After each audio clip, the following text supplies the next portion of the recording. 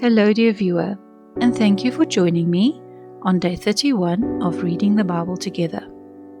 Today we are reading Exodus chapter 13 and 14 from the Old Testament, as well as Matthew chapter 19 verse 1 to 15 from the New Testament. Let's start. Exodus chapter 13. Dedication of the firstborn. The Lord said to Moses, "Dedicate all the firstborn males to me, for every firstborn male Israelite and every firstborn male animal belongs to me." The festival of unleavened bread.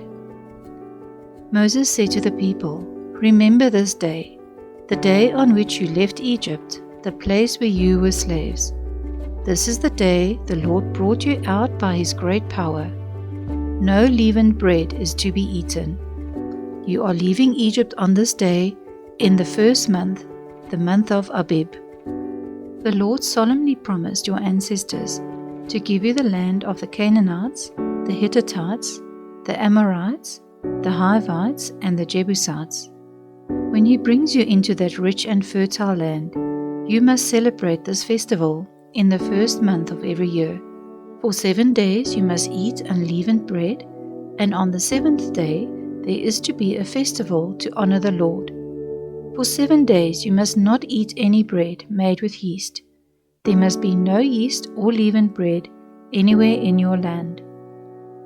When the festival begins, explain to your sons that you do all this because of what the Lord did for you when you left Egypt.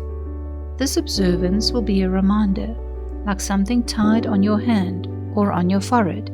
It will remind you to continue to recite and study the law of the Lord, because the Lord brought you out of Egypt by his great power. Celebrate this festival at the appointed time each year. The firstborn.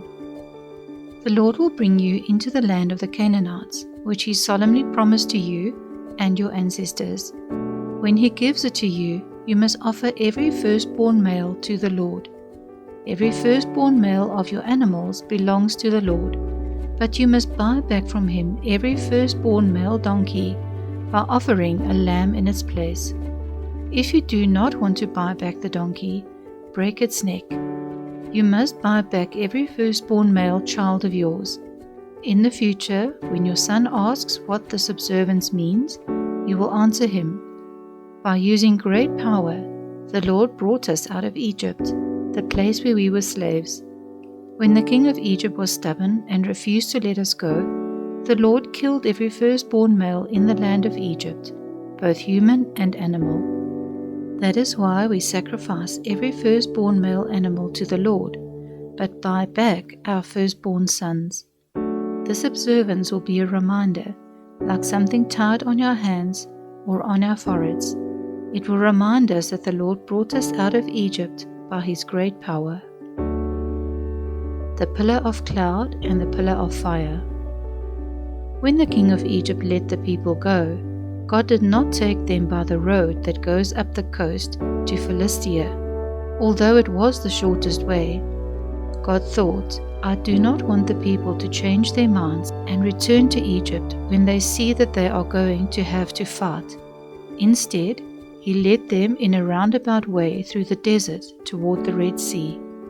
The Israelites were armed for battle. Moses took the body of Joseph with him, as Joseph had made the Israelites solemnly promise to do so. Joseph had said, "When God rescues you, you must carry my body with you from this place." The Israelites left Succoth and camped at Etham on the edge of the desert. During the day, the Lord went in front of them in a pillar of cloud to show them the way, and during the night he went in front of them in a pillar of fire to give them light, so that they could travel night and day. The pillar of cloud was always in front of the people during the day, and the pillar of fire at night. Exodus chapter 14. Crossing the Red Sea. Then the Lord said to Moses, "Tell the Israelites to turn back and camp in front of Pi Hahiroth, between Migdol and the Red Sea, near Baal Zephon. The king will think that the Israelites are wandering around in the country and are closed in by the desert. I will make him stubborn, and he will pursue you, and my victory over the king and his army will bring me honor. Then the Egyptians will know that I am the Lord." The Israelites did as they were told. When the king of Egypt was told that the people had escaped, he and his officials changed their minds and said, "What have we done? We have let the Israelites escape, and we have lost them as our slaves." The king got his war chariots and his army ready. He set out with all his chariots, including the 600 finest, commanded by their officers. The Lord made the king stubborn, and he pursued the Israelites, who were leaving triumphantly. The Egyptian army, with all the horses, chariots, and drivers, pursued them and caught up with them, where they were camped by the Red Sea, near Pi-hahiroth and Baal-zephon. When the Israelites saw the king and his army marching against them, they were terrified and cried out to the Lord for help. They said to Moses, "Weren't there any graves in Egypt? Did you have to bring us out here in the desert to die? Look what you have done by bringing us out of Egypt. Didn't we tell you before we left that this would happen? We told you to leave us alone and let us go on being slaves of the Egyptians. It would be better to be slaves there than to die here in the desert." Moses answered, "Don't be afraid, stand your ground, and you will see what the Lord will do to save you today. You will never see these Egyptians again. The Lord will fight for you, and all you have to do is keep still." The Lord said to Moses, "Why are you crying out for help? Tell the people to move forward. Lift up your walking stick and hold it out over the sea. The water will divide, and the Israelites will be able to walk through the sea on dry ground. I will make the Egyptians so stubborn that they will go in after them, and I will gain honor by my victory over the king, his army, his chariots, and his drivers. When I defeat them, the Egyptians will know that I am the Lord." The angel of God, who had been in front of the army of Israel, moved and went to the rear. The pillar of cloud also moved until it was between the Egyptians and the Israelites. The cloud made it dark for the Egyptians, but gave light to the people of Israel, and so the armies could not come near each other all night. Moses held out his hand over the sea, and the Lord drove the sea back with a strong east wind. It blew all night and turned the sea into dry land. The water was divided, and the Israelites went through the sea on dry ground, with walls of water on both sides. The Egyptians pursued them and went after them into the sea with all their horses, chariots, and drivers. Just before dawn, the Lord looked down from the pillar of fire and cloud at the Egyptian army and threw them into a panic. He made the wheels of their chariots get stuck, so that they moved with great difficulty. The Egyptians said, "The Lord is fighting for the Israelites against us. Let's get out of here." The Lord said to Moses, "Hold out your hand over the sea, and the water will come back over the Egyptians and their chariots and drivers." So Moses held out his hand over the sea, and at daybreak the water returned to its normal level. The Egyptians tried to escape from the water, but the Lord threw them into the sea. The water returned and covered the chariots, the drivers, and all the Egyptian army that had followed the Israelites into the sea. Not one of them was left. But the Israelites walked through the sea on dry ground, with walls of water on both sides.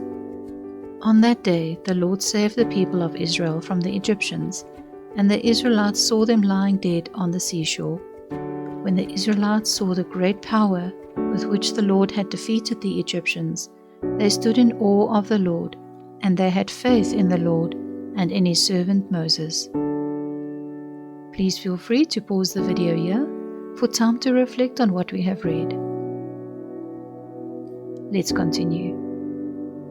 Matthew chapter 19, verse 1 to 15. Jesus teaches about divorce. When Jesus finished saying these things, he left Galilee and went to the territory of Judea on the other side of the Jordan River. Large crowds followed him, and he healed them there. Some Pharisees came to him and tried to trap him by asking, Does our law allow a man to divorce his wife for whatever reason he wishes? Jesus answered, Haven't you read the scripture that says that in the beginning the Creator made people male and female? And God said, For this reason a man will leave his father and mother and unite with his wife, and the two will become one. So they are no longer two, but one. No human being must separate then what God has joined together. The Pharisees asked him, Why then did Moses give the law for a man to hand his wife a divorce notice and send her away? Jesus answered, Moses gave you permission to divorce your wives because you are so hard to teach, but it was not like that at the time of creation. I tell you then that any man who divorces his wife for any cause other than her unfaithfulness commits adultery if he marries some other woman. His disciples said to him, If this is how it is between a man and his wife, it is better not to marry. Jesus answered, This teaching does not apply to everyone, but only to those to whom God has given it. For there are different reasons why men cannot marry, some because they were born that way, others because men made them that way, and others do not marry for the sake of the kingdom of heaven. Let him who can accept this teaching do so. Jesus blesses little children. Some people brought children to Jesus for him to place his hands on them and to pray for them, but the disciples scolded the people.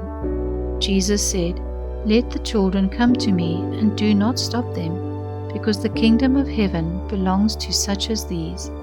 He placed his hands on them and then went away. Please feel free to pause the video here for time to reflect on what we have read. That's it for today, and I hope that you'll join me in the next video. Wishing you a graceful morning, day, or evening.